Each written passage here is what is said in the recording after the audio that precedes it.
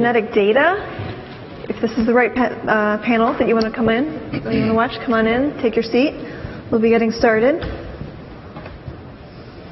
These are cool chairs. I see we have naturally segregated by gender. The women were quicker. These guys were stuck behind me.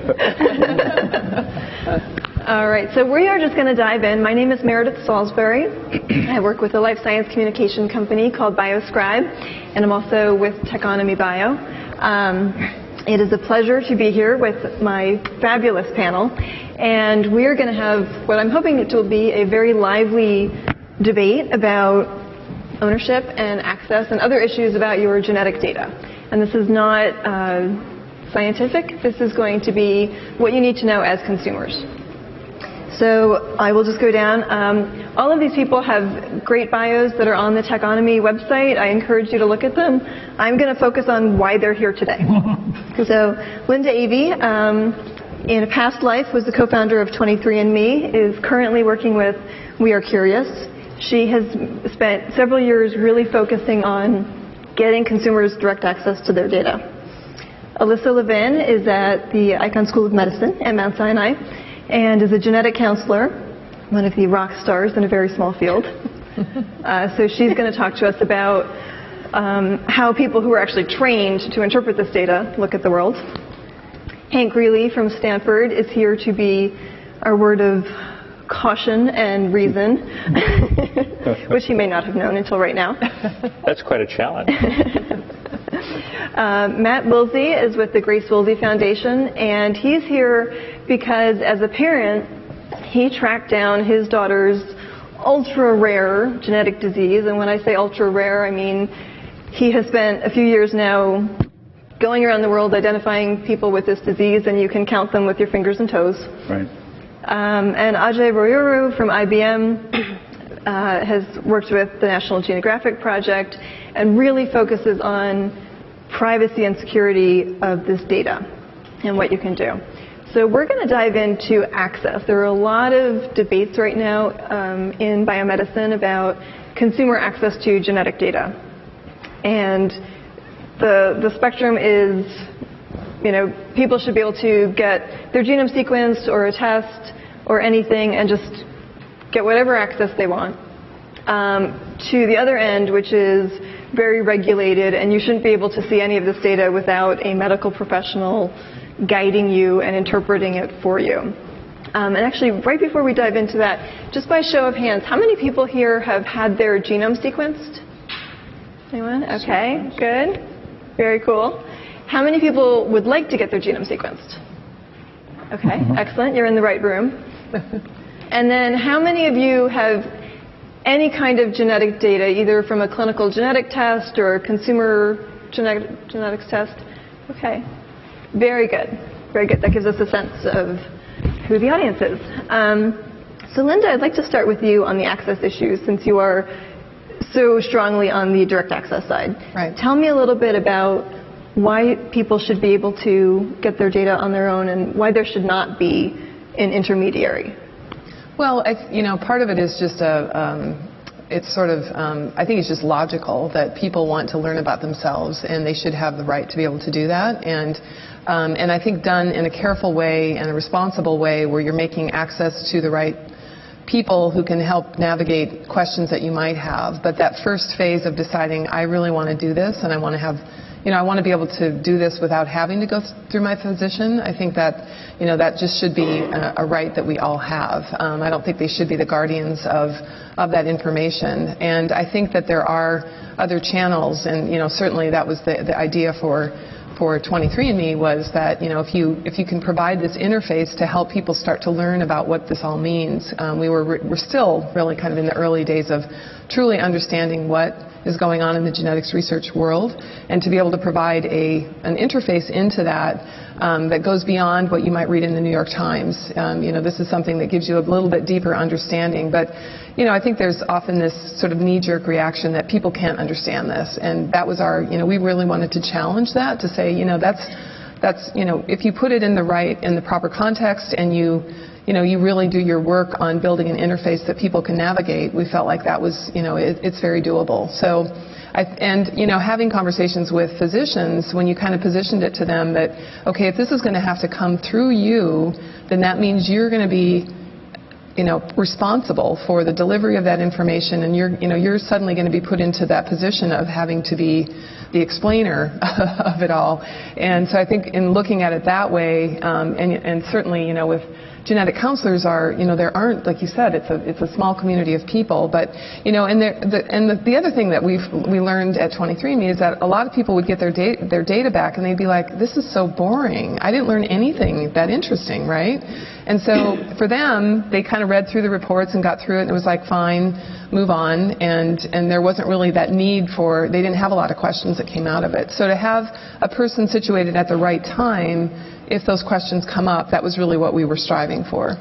And there is a big division between genetic information that's going to be medically useful and just genetic information, right? And 23andMe, really worked hard to differentiate those, right? There's the kind of the recreational, do you taste bitter genes, right? And versus, are you going to get Alzheimer's? Right. Yeah, and that, again, kind of going back to that interface of building that in so that, hopefully people can read something and get a pretty good feel for, how strong these genetic components are, what that means from a risk perspective.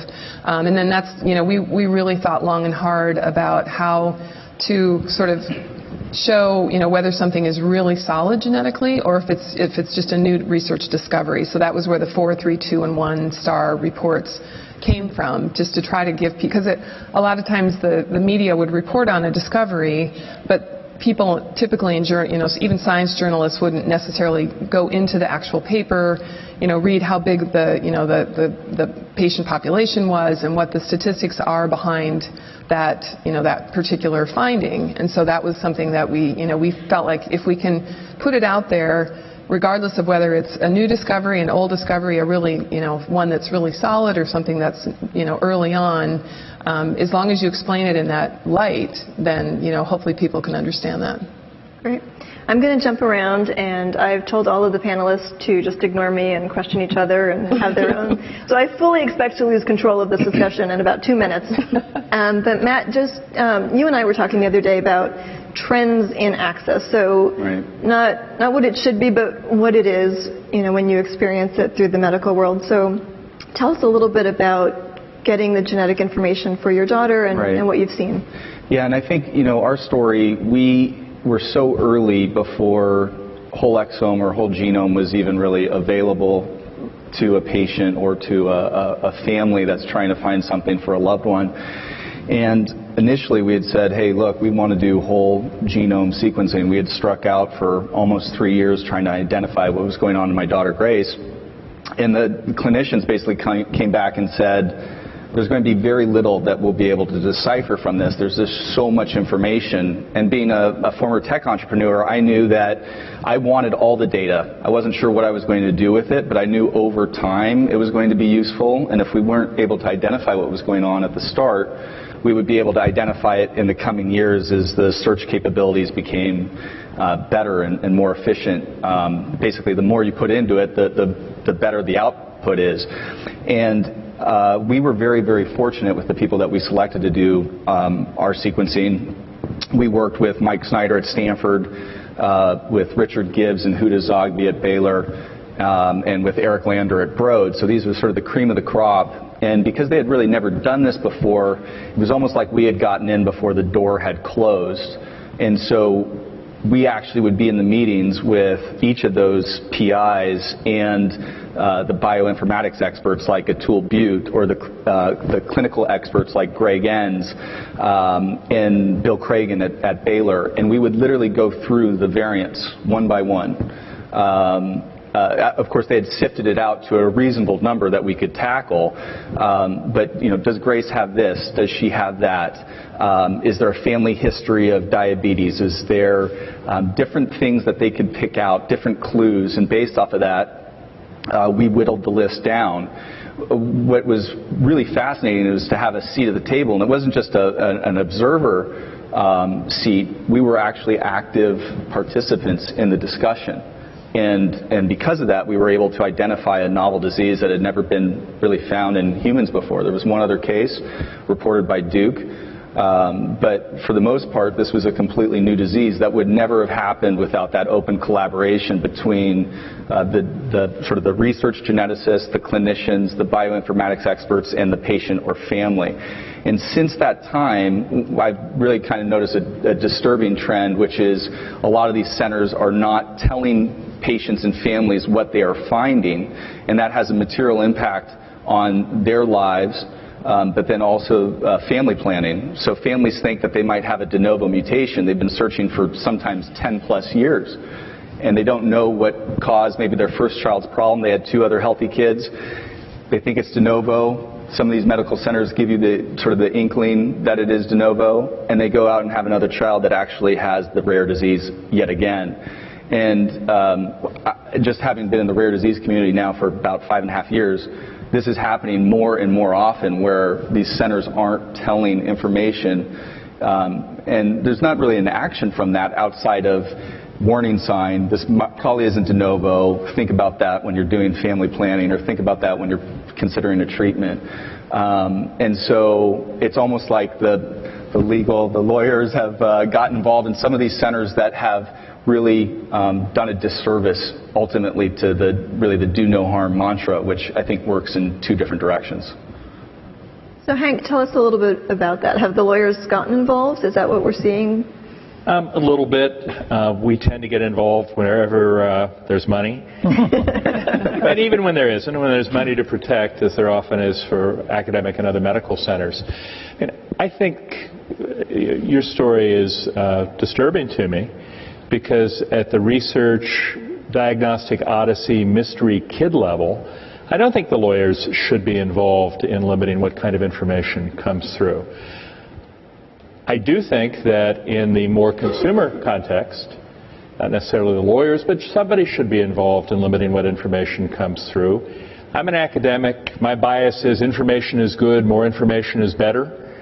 But in the real world, that's not always the case. People sometimes make bad decisions based on their misunderstandings of the information they get. I was quite happy to see the FDA take the action it did with respect to 23andMe. You can still get your genealogical information. You can still get your earwax information. I love the little thing about the blue, white, gold, white, black dress that they just did, where they found there was no strong genomic association with what color that stupid dress looked like to you. That's all great. Health is different. You look around our society, there is not an industry that is as heavily regulated as the health industry. You practice medicine without a license, you go to jail. You sell a new compound as a drug without approval, you go to jail. You sell a medical device, at least a risky medical device, without approval, you go to jail. It's not true in, say, the software industry. This is the most regulated industry, and I think there are reasons for it. One is it's really complicated. Well, software is complicated too. The other is the stakes are really high, which they are in some software contexts, but not necessarily in other software and hardware contexts. But I think the thing that's biggest is we all get sick. There are 315 million of us. We are not all college or post-college educated. We don't all live in the Silicon Valley bubble. We're not all good at figuring out what percentages mean. Witness, lotteries still flourish. I mean, if people were better at percentages, there shouldn't be lotteries. I have a family reunion every year of about 120 people, spread, it's a little shifted, but up and down the socioeconomic status, and most of my relatives barely know how to spell DNA. All they know about it is it's magic. And telling people details about things that are magic can cause problems. I don't think the problem is likely to be somebody goes out and gets a prophylactic double mastectomy without further work. Surgeons and their lawyers should help limit that. But I do worry that a woman who tests negative for a BRCA1 or 2 test that involves only a handful of alleles, that has lowered her lifetime risk, the test result has lowered her lifetime risk of getting breast cancer from the 12% American female average to about 11.98%. If she says, hey, I'm okay, I don't need to get mammograms anymore, that could be a fatal decision. So I'm in favor of regulation of medical information.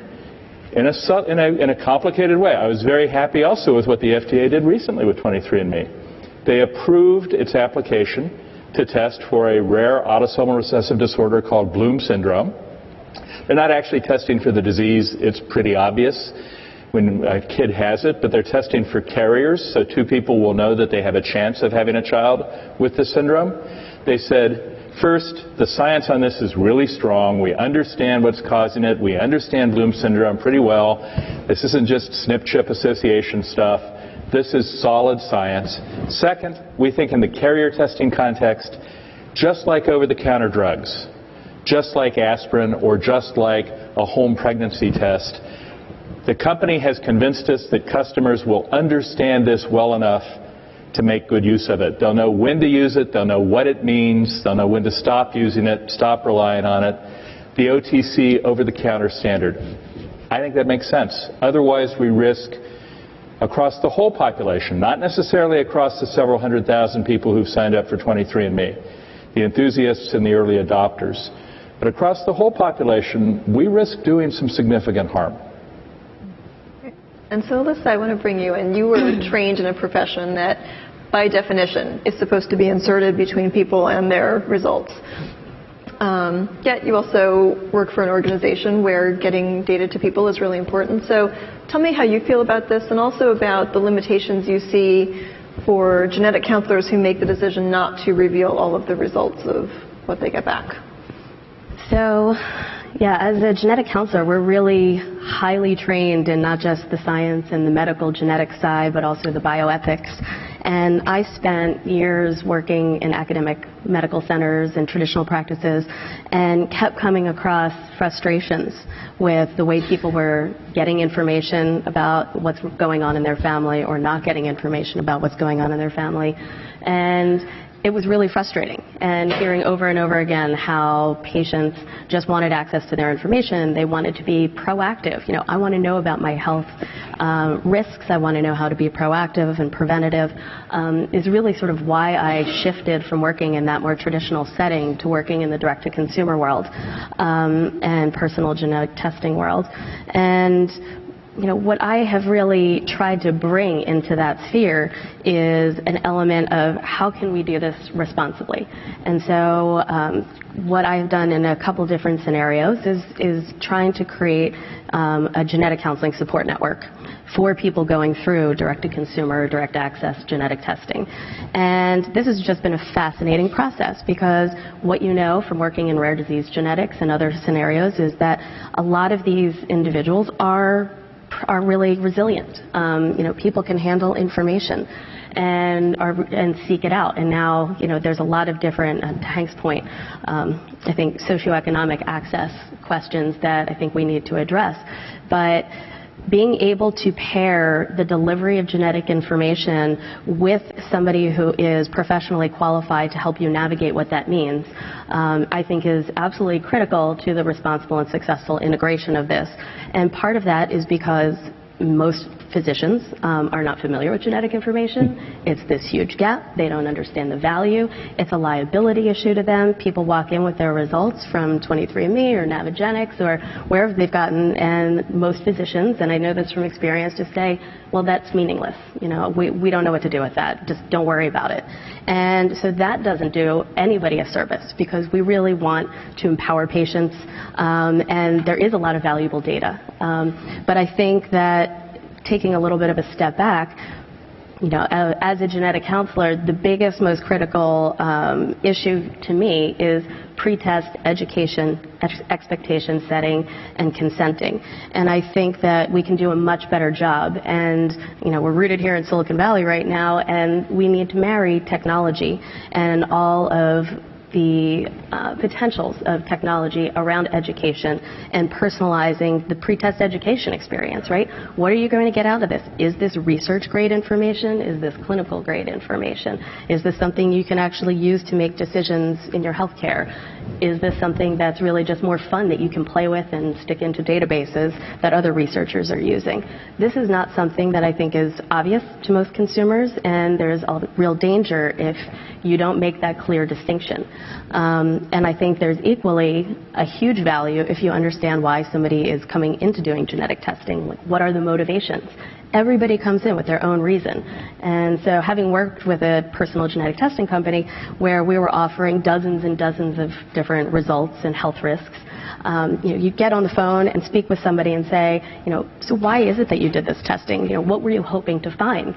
And sometimes it was because of something they heard in the media. They read the latest article. They have a family history of diabetes. They had a personal history or a risk of a scare with cancer. Everybody comes at this with a different personal story and really wants to focus on different elements of the results or the information that they're getting out of it. And I think that there's a real need to be able to personalize and contextualize any kind of data that we do give consumers access to, because that'll really help shape how we can do that responsibly, how we can start to help integrate that and prioritize what they're going to share with their physicians, what they're going to share with their family members, and again, really creating some of the technology platforms around it to try to facilitate that process. I want to really strongly second some of that.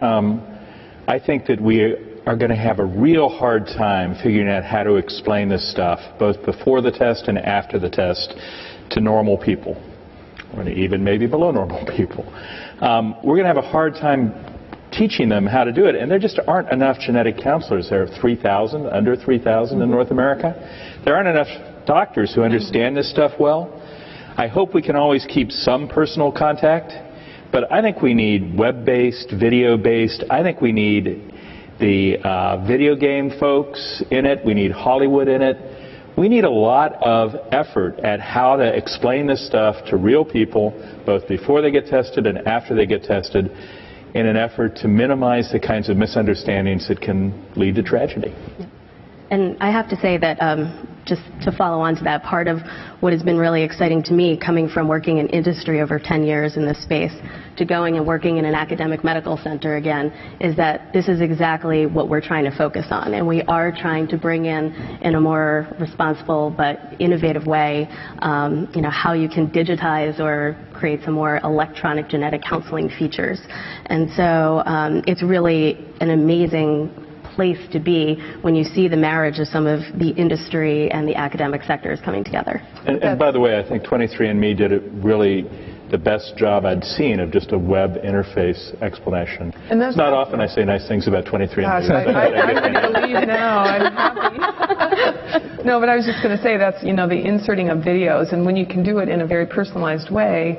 The thing is that you don't have to create a video for every person, because a lot of that information is going to be the same. If you find out you're ApoE34, you've got a higher risk for Alzheimer's, put a link to a video, of a genetic counselor talking about that.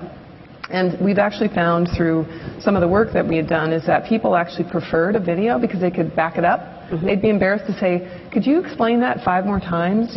But with a video they can just replay it and do it in the comfort of their own home. And it's, so there are all the benefits of having a web-based interface so that people have the opportunity to spend more time and to get to understand it. And you can do this in a very personalized way that, because you have that genotype, you get the link to this particular video clip. I just say have them watch part 1 of the video before you give them access to the information. Right, exactly.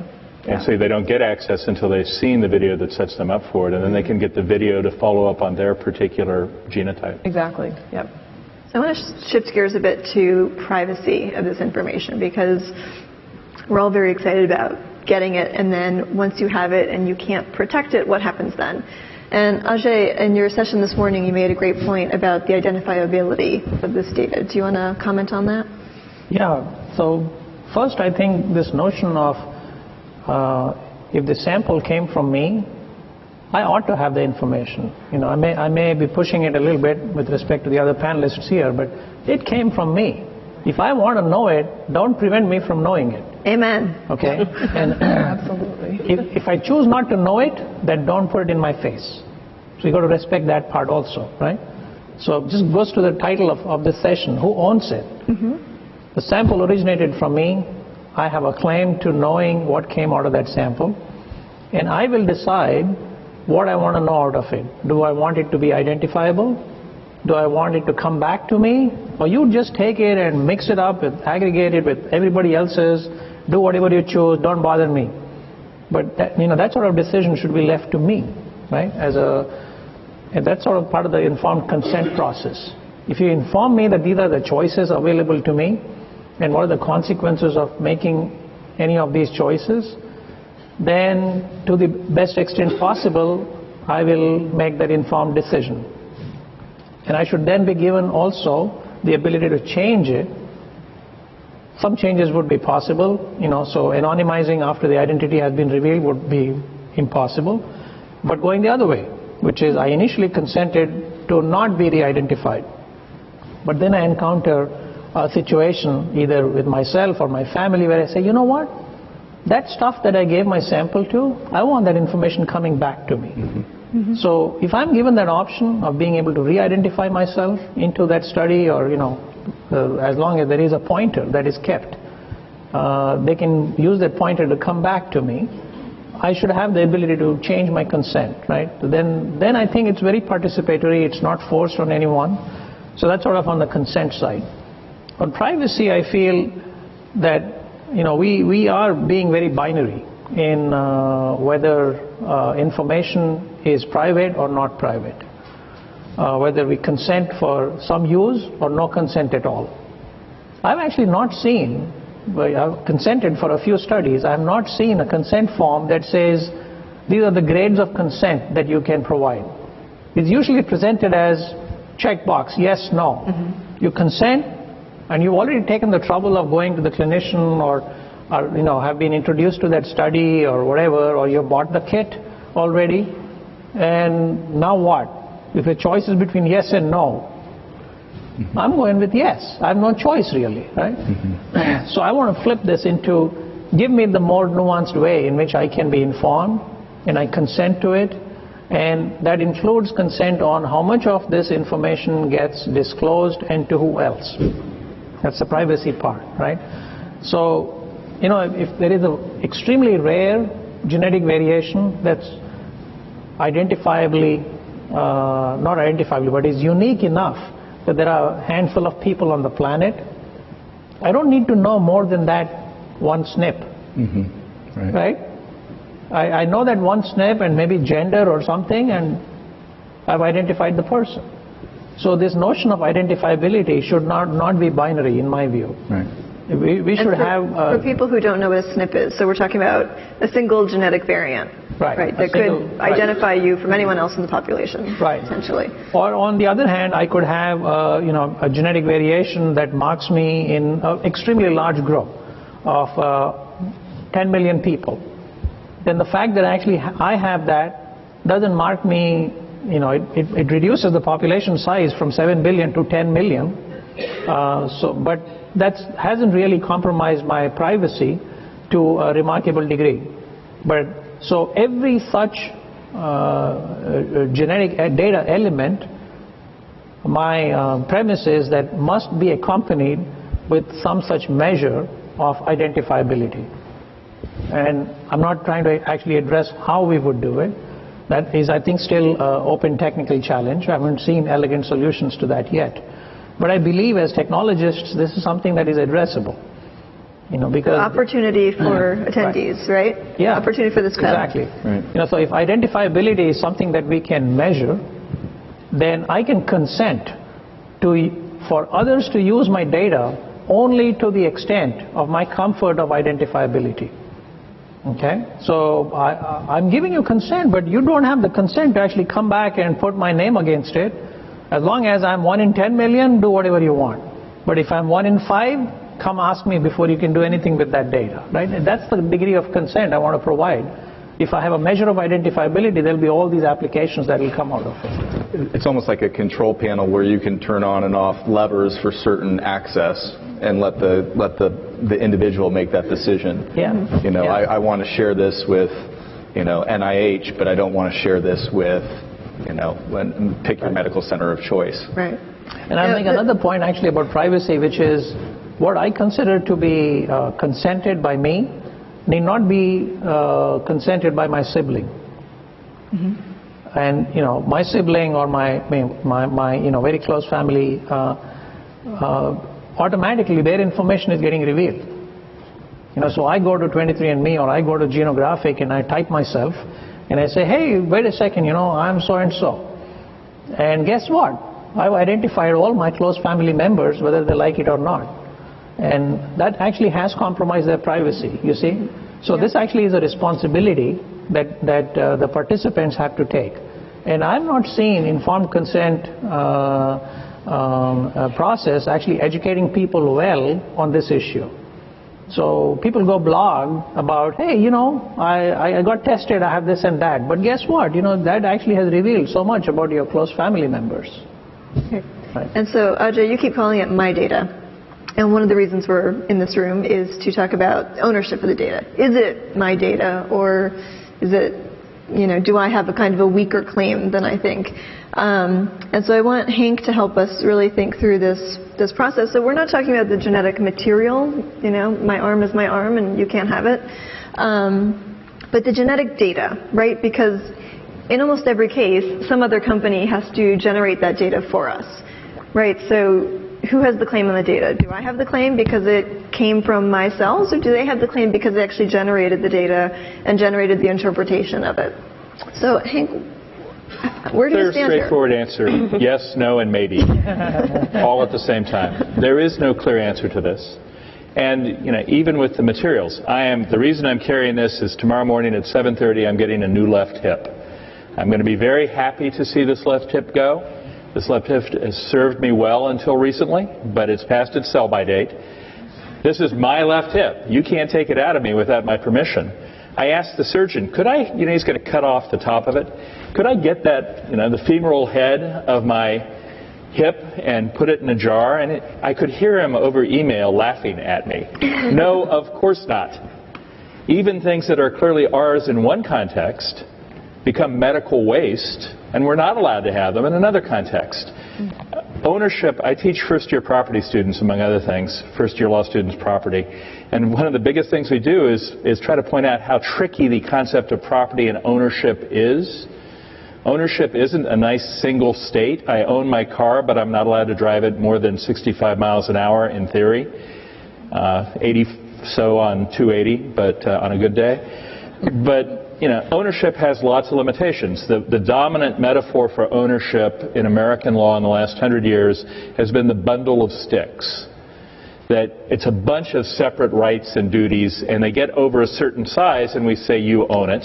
But that doesn't mean there aren't other people who've got some aspects of that. With respect to data, the answer is really unclear and not very satisfying. It's not clear what it even means to say it's owned. You have the opportunity to authorize somebody to do the things that extract that data or not. You've got the choice to consent most of the time. Although if you're a newborn baby, you don't have that choice, and your parents don't have that choice with respect to 30 genetic diseases for a bunch of good reasons, actually. But once it's extracted, who owns it? The hospital or the medical center will say, well, it's in my chart. I own it. If it's through an NIH study, the NIH will say, well, you agreed to, when you got your NIH grant, you agreed to share all the data and put it in dbGaP, the database for genotypes and phenotypes, which NIH will then let any researcher who makes a plausible story get access to. Who owns it? Oh, anybody here have a clone? Anybody here an identical twin? The odds with a group this size are pretty good that somebody would be. Nobody? So if you had an identical twin, who owns your genome? Right. Because she or he owns your genome too. Same genome.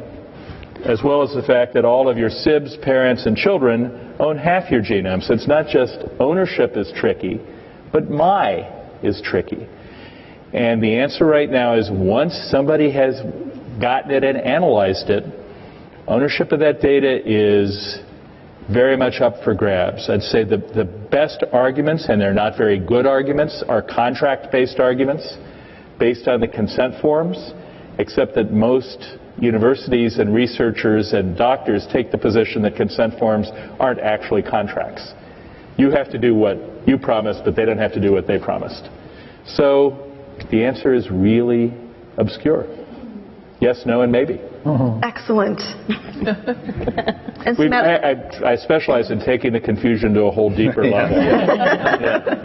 And that is why you're here. Matt, I want to ask you about the data you had generated for Grace and for your family. You got it from various sources. Right. What did you do to, gather it, not gather it, protect it? We got all of it. We have hard drives with it. We have secure FTP sites that we've shared it with other research centers. We've been talking with Google, for example. I know David spoke earlier today about putting it in the cloud. We are big believers. I appreciate everything Hank said, but we are big believers that it is our data, that we own it. We sought out researchers specifically who had that same sort of vision and shared that same philosophy. Now, at least that was just in our little microcosm. It's probably evolved 10 times since then, since we've done it, and their views have probably evolved as well. But at least at that snapshot in time, and maybe we were just very fortunate, right place at right time.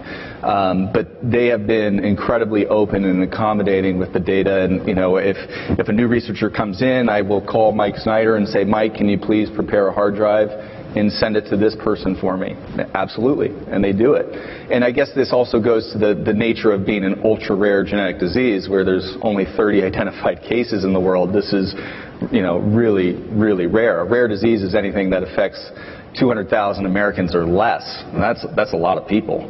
So imagine when it's really only like 15 Americans. And so maybe we're cutting some corners that otherwise would be much bigger issues in Parkinson's or cancer. But thankfully, and I can't say it enough, without their openness and collaboration on sharing this information, we would be still in the Stone Ages with this disease. And I actually think that we do have a real shot of curing it, which is just sort of crazy to even say that or even think it, but I think it really is a real shot to do it. So I think in your situation, I would feel exactly the way you do. And I frankly think that we overstress a little bit about genetic privacy and DNA privacy. I'd much rather let you have my genome than let you have my credit card records or my Google search records, which somebody has. Probably several people and entities have. But it's good that they've been willing to share when you've requested, and that's part of your deal with them, right. Contractual or quasi-contractual. But you might worry about who else they've shared it with that you haven't told them to. And some of that would be, Mike Snyder is my courtesy chair. I have a courtesy appointment in genetics, so he's my chair by courtesy. I don't think Mike would do it.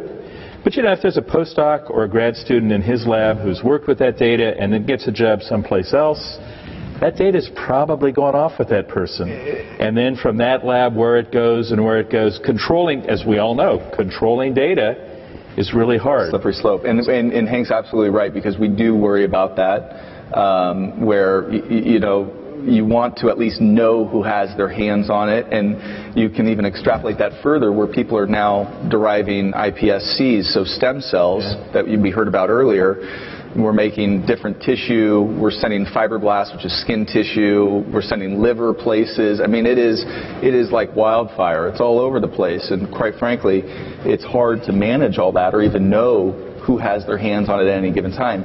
We've made the leap of faith that not just for Grace, but for other rare diseases, and then maybe in our own lives and how we might develop other things like Parkinson's or Alzheimer's or more common diseases. We've just kind of taken the plunge and said, look, at this point we're essentially an open book. We can't pretend that we're not who we are and that information's out there. We hope it's powerful for the greater good. And I think there's a lot of people that feel that way, especially in the rare disease community, but others who have been sequenced, that they feel that this information is very, very powerful, and it should be, in a way, open source. At least the people in my network, which I know is a lot of selection bias, but it's just kind of an interesting thought of that this isn't just about me, the patient, or my daughter. It's about how could this be useful for society. Yeah, and I think that, the PGP project that George Church did, I think he very intentionally just put it way out ahead by having everyone consent that their data would be open to anyone that wanted to look at it. So that he was very clear about that was the criteria for joining, that you had to agree that your genome would be out there And he tells a very funny story about how, and everybody's probably heard it, but of how he had put his own data out, and a doctor or someone happened to be looking through it, and his medical records were also open to be looked at. I think he might have blocked a couple things, but what they noticed in looking through his data, that he probably could be on a better, I think it was a statin or something, but just by looking through his medical information, they actually sort of diagnosed the fact that he should switch his medication. And so he, that's sort of the example on the flip side of being open and the potential value that comes from that. So I think we always have to weigh both sides. We can't always just be the fear and loathing side. I think we have to, strike that balance to see. And again, going back to giving people the option, you might want to put some of your SNPs out. You don't want to put them all out, but you might want to expose some of them because you might get some benefit back from that. Or if you have a very rare mutation, maybe we can create marketplaces for people to say, hey, I've got this very rare marker in my genome, and is that valuable at some level? So that I think there are just so many things to explore here beyond just ownership, but utility and value. And we could keep going. Oh, one other thing that I want to add is just I think we're at the early stage of an inflection point around really the culture of participating in research, and genomic research is obviously one huge element of that. I know there was discussion around Research Kit earlier today, and being able to engage at an app level in different diseases, and we're certainly very invested and involved with that. But there's also a recent, I think just this week, openhumans.org launched, which is sort of taking the Personal Genome Project in some ways to yet another level, where you can actually, it's making the assumption you own any of your biological data, and you can actually upload it to the site. You can select what research studies you want to participate in, and you control some of the elements in terms of privacy and with whom you share it and when you share it.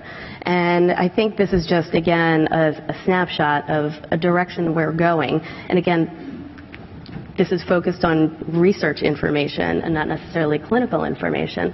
But I think it's a way to start to socialize and get people more comfortable with having control over your information, but again, making that clear assumption that you own it. The inflection point can go the other way, which is what I worry about. 5.4 million blood spot samples were incinerated in Texas because parents discovered that some of their kids' blood spots were being used for research without their knowledge or permission. They sued, they got state law passed, 5.4 million irreplaceable samples gone. Now we could keep going for an hour here, but I know that you guys have some questions, so I want to leave a little time for that. Hi, Jean, there's a microphone behind you. And please introduce yourselves. Jean Loring from the Scripps Research Institute. Hi, Hank. Hi, Jean. Hi, Linda. Hi, Jean. Some people I haven't seen in a little while. So just to let you know what kind of person I am, when Alan Roses published his work on ApoE in 1993, within 2 weeks I had amplified that gene and did the restriction digest and discovered what my ApoE genotype was, which is 3-3. I'll share it with you all. But I want to point out two things that 23andMe had huge impact on us. We were early adopters, and so we still have access to all our health data. And we have 12 members of our family who were also analyzed early enough so we have access to their health data. So one thing that happened was my husband has an adopted daughter, and she was planning to have a baby. We had her SNP genotyped. We had her husband's SNP genotyped. We discovered she had a cystic fibrosis recessive mutation. And so actually we did her first, and then we did her husband to make sure he wasn't also. She's adopted. There was no family history here at all. So we had no way of knowing that she might have inherited this. So for adopted kids, I think having a SNP genotype is the same thing as having a family history. The other one is more personal. It's the same as George's.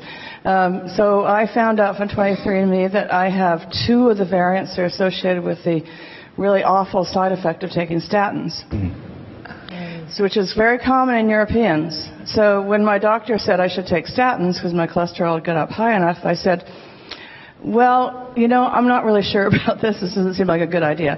But she talked me into it. And I said, okay, I'll do an experiment. So I took Crestor, lowest dose, twice a week, off and on for about 3 months. I had the worst muscle pains. This is exactly this is exactly what the symptom is. My doctor was really impressed, and now she's gone back and she's going to get her other patients genotyped because she has patients with such a severe side effect that their muscles are actually atrophying. And wouldn't it have been nice to know they shouldn't take statins early on? Right. So I think more information is better. I disagree with you, Hank, in that I've made iPS cells for myself. I've distributed them to people. I've given out my sequence. So the more the better as far as I'm concerned. And I'm willing to be an experiment. You know, if something bad happens to me, I'll write about it. I think we can safely say that the entire world is not made up of George Churches and Jean Lorings, though. A shame. Yeah. Kind of.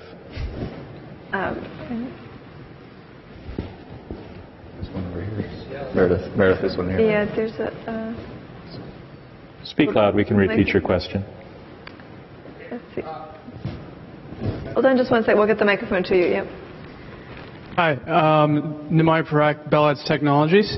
I was curious to know that a lot of you mentioned that there's certain snippets of information that are more useful than others, and that the public should know about that. And I was wondering that what would be the best strategies to use so that people actually know what the ramifications are for knowing which snippets to put out there and which ones to obviously keep closer to the chest.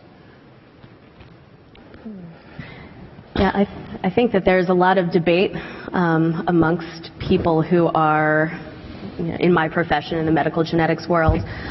We use the term actionability a lot, right? So which genetic variants are medically actionable or clinically relevant? And there's a huge debate right now. And so while we would all love that to be a really simple answer, even taking a relatively conservative approach and saying, okay, if we sequence your genome, we're only going to give out risk information or genetic mutations that we find in these 56 genes that are related to these particular diseases. And now every institution that's offering this kind of testing or service might expand that. Obviously, different consumer-centric organizations might want to expand that even further around pharmacogenetic testing and traits and other ancestry-oriented testing. But I think that there's just a huge spectrum in terms of what we understand. Yes, this variant might be related to this particular condition, but what you can do with that information is I think, a wide open topic for discussion. And so I think part of the answer to that is really rooted in what are you trying to get out of that information, right? What are you expecting to find? And having some sort of conversation about that, because there is no clear-cut black and white, this is the useful part of your genome and this isn't. Although there are some parts that we know, and it's, I think, more than the 56, a lot of the rare autosomal recessives, for example. There are a bunch of things that we know pretty clearly. There are probably 1,000 or more genes where certain mutations are known to be strongly related with disease. Most of the genome we know, we are confident, we're real sure, no is a little strong, has nothing to do with anything or has nothing to do with your particular disease. But the hard stuff is all the stuff in the middle, where there are 1 or 2 studies of SNP associations that say, well, with this SNP, people have 20% higher risk of X, the 500 Finnish people we looked at, and in this SNP, with the 400 people from America, it's a 10% lower. That's the hard stuff, the stuff in the middle where you've got a little bit of information and not very much. Personally, I prefer a more regulatory approach to it, but what we really need is to make sure, is to have good data and good databases that tell us how strong the evidence is, whether the us is the FDA making a decision about whether something should be allowed, or whether it's a doctor or a genetic counselor making a decision to rely on something, or whether it's a direct-to-consumer company deciding to put it on its panel. Getting that information is the key part, and they're working on it, but it's slow. Mm-hmm. Alistair Kroll from Solve for Interesting and O'Reilly Media. So I spent a lot of time looking at the data side of this, and it seems to me like today there's a sense that no one should know more about you than you do. It's a good sort of founding principle. But what I'm really curious about is what happens in 4 or 5 years when Moore's Law catches up, and I may not be able to make sense of genetic material or medical conditions the way a doctor can, but I can use Watson for an hour for $100, upload my data. It seems to me like if we look at where technology is going, the ability for machines to interpret this data it's going to be very hard for me to get that data and then say, could you please look at this software as a service model for my data? And that changes sort of the benefits here. We're saying, look, you can't be entitled to this information because you don't have the skills to interpret it. But as machines that we can rent fairly affordably can interpret it fairly efficiently. Does that change the balance of whether we should be protecting people from their own data or giving them access to it? Well, I'll take the first shot at it. I think there are two different issues here. One is we are going to have largely, but not entirely, we already have largely, but not entirely, computer interpretation of genomic data. It gets run through a variety of screens and things get kicked out.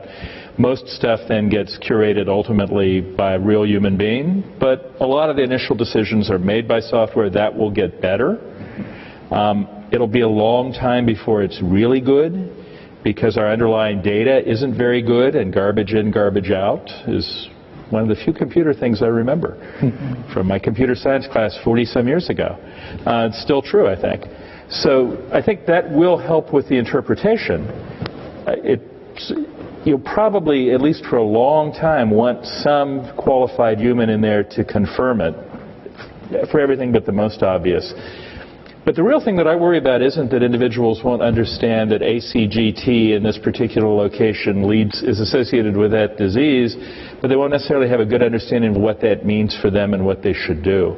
And that's where genetic counselors, I think, are invaluable, to say, look, yes, you don't have the mutation, you don't have a mutation in BRCA1 and BRCA2 that will put you at 85% risk of breast cancer, but you still need to get mammograms because you're still at 11.98% risk of getting breast cancer instead of the underlying 12%. It's that bringing it down to the human level. And with some humans, I think there are people who are very good at understanding and interpreting that, and there are people who aren't. And whether a machine, I think machines will have a role to play in helping real average people understand this stuff. I think we're a ways away from being able to count on them to do as good a job as we'd like. I also think one of the huge opportunities in that area is around consumer engagement, right? So the more data we have about you, the more that we're going to be able to better understand how to interpret that data for you, and that's going to evolve over time. And so I think, one of the areas that we're really interested in is how do you create, these engaged genomic consumers over time, because part of that, obviously, our interpretation at different points in your life cycle, your different parts of your DNA are going to have different relevance to you. And so I think, there's going to be this concept of the more data that you're able to share, at a clinical or research level is going to be useful, but then you're going to want it reinterpreted over time. And in some contexts, that is going to absolutely involve, a qualified healthcare professional. Ajay, is Watson going to solve the terrible shortage of genetic counselors? So, we are looking at that, not with germline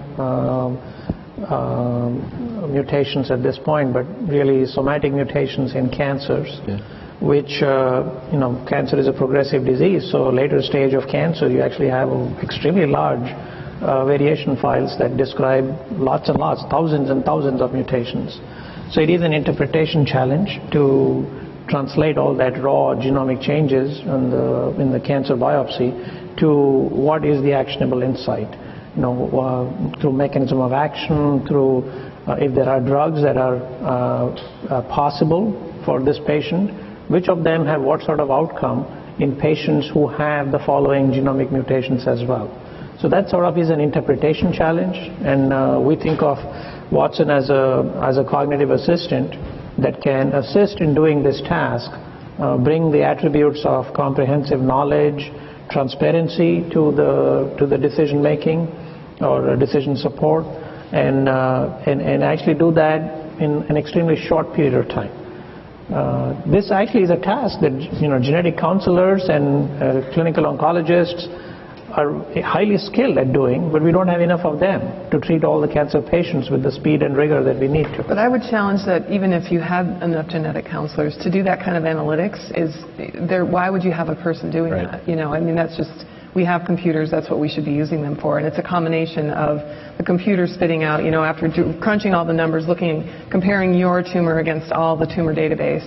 That's just something that humans aren't suited to do that. So, but then having that information come out and then have a doctor or an oncologist or a medical geneticist look at that and say, okay, this looks like the appropriate treatment, but let me talk to some of my colleagues and let's, you know, so it's that combination of computer with human, with the intelligence that they've and the experience that they bring to it.